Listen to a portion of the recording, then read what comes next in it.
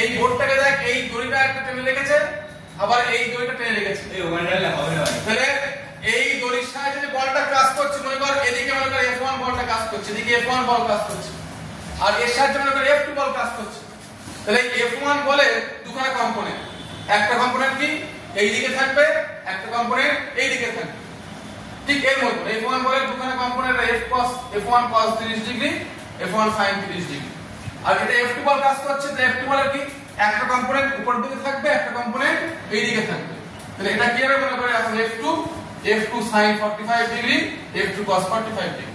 তাহলে কি হচ্ছে এখানে যেমন এরা পরস্পরকে ক্যান্সেল করছে, ঠিক তেমনি এখানে F1 বল এবং F2 বল এদের দুখানা কম্পোনেন্ট পরস্পরকে ক্যান্সেল আউট করছে।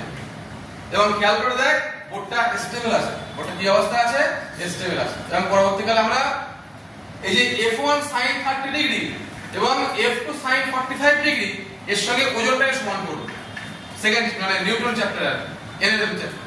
ক্লিয়ার? Thank you.